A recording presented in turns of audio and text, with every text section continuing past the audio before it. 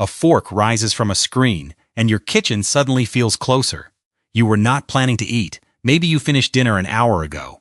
Then someone lifts glossy noodles, bites through a crisp crust, or breaks open something warm enough to release steam. A few seconds later, food no longer feels irrelevant. That reaction is not necessarily physical hunger. Hunger is your body's need for energy.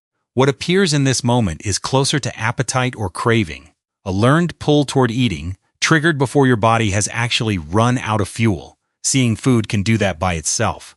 But watching someone eat adds something the food alone cannot provide. It turns a still object into an event. The meal is happening now, another human has accepted it, and their movements begin to reveal what eating it might feel like. Your brain does not wait for food to reach your mouth before preparing for it.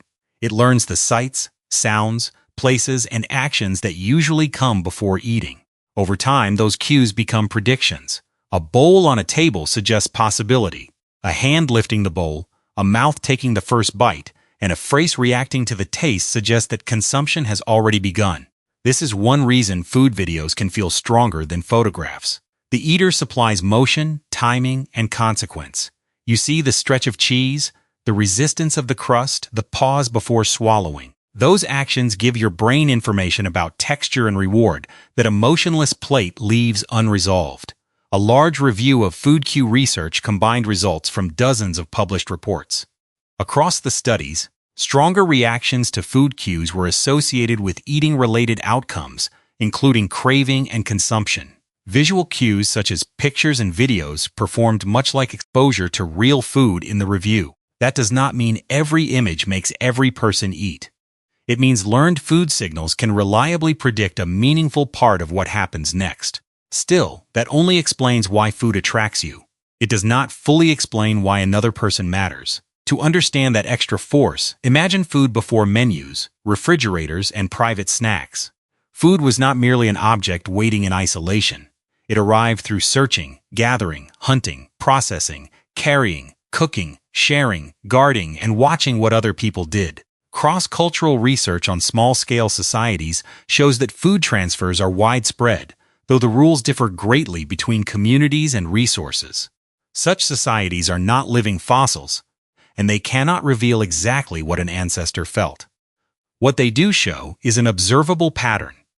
Food often moves through social relationships rather than remaining a purely private possession. That pattern matters because another person eating can contain several kinds of information at once. The food has been approached rather than rejected. It appears safe enough to consume. Someone has gained access to it. Their pace and portion provide clues about how much is available and how much seems acceptable to take. One careful evolutionary interpretation is that sensitivity to other people's eating may have helped humans make faster decisions under uncertainty. Copying every eater would have been foolish, but ignoring everyone would also have wasted information. When unfamiliar plants, uncertain freshness, limited portions, and social rules all mattered, another person's behavior could narrow the decision.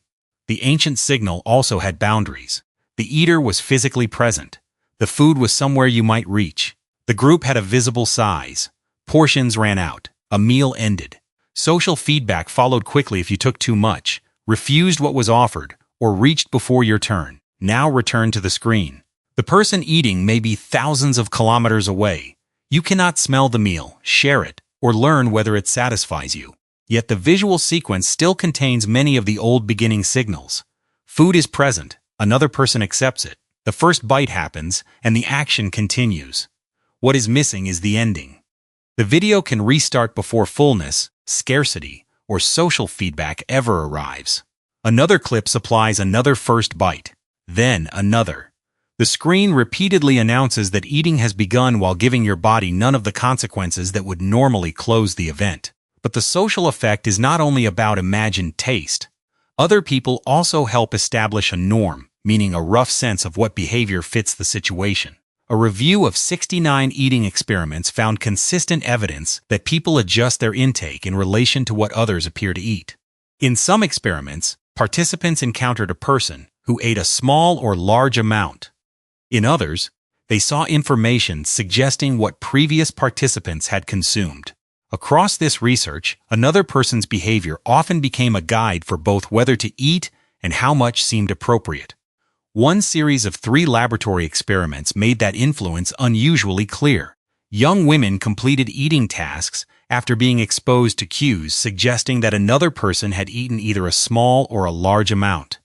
Participants generally ate less after the low-intake example than after the high-intake example. Their judgments about what amount was appropriate helped explain the difference. The studies were narrow. They focused on young women in controlled settings, so they cannot establish that every viewer, food, culture, or online video will produce the same response. But they reveal what the eater can add beyond the food itself: social permission and a suggested scale. That distinction appeared again in an experiment involving 85 young women. First, participants watched a film containing food and eating scenes while their eye movements were recorded. Later, each participant sat with another woman who ate many chocolate pieces, ate only a few, or ate none.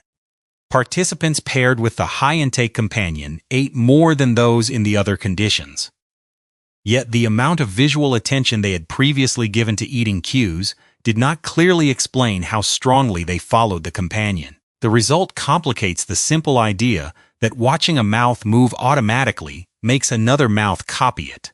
The live eater may have mattered less as a movement to imitate and more as evidence of what was normal in that moment. So the pull can come from 2 directions at once. The food action helps your brain simulate an approaching reward. The person helps define the social situation around that reward. One signal says, "This may taste good." The other suggests, "Eating now makes sense." But there is a reversal. Watching someone eat does not always make you want more. In experiments using repeated videos of chocolate consumption, participants who watched the same eating action many times later ate fewer chocolates than participants who saw it only a few times. The repeated exposure appeared to produce habituation. The response weakened as the event became familiar. This matters because your reaction is not a fixed reflex. It depends on novelty, repetition, your current state, the food, the person, and the meaning of the situation. A single vivid bite may open a prediction. 30 nearly identical bites may begin to close it. The eater can also reduce appetite when the behavior communicates disgust, illness, excess, or a violated social rule. Another human does not merely amplify desire. Another human helps interpret the food.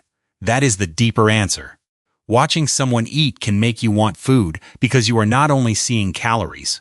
You are seeing a sequence your brain has learned to treat as the beginning of consumption, wrapped inside social information about safety, timing, permission, and amount. On a shared meal, those signals belong to a complete event. You see the food, join or decline, experience the result, and eventually stop. On a screen, the most appetite-provoking part can be isolated from everything that normally resolves it. So when a food video suddenly makes the cupboard feel important, the craving is not proof that your body urgently needs energy. It may be a prediction activated by a vivid cue, strengthened by another person's apparent approval, and left open because the meal never becomes yours. The fork on the screen never fed you. It only told your appetite that eating had begun.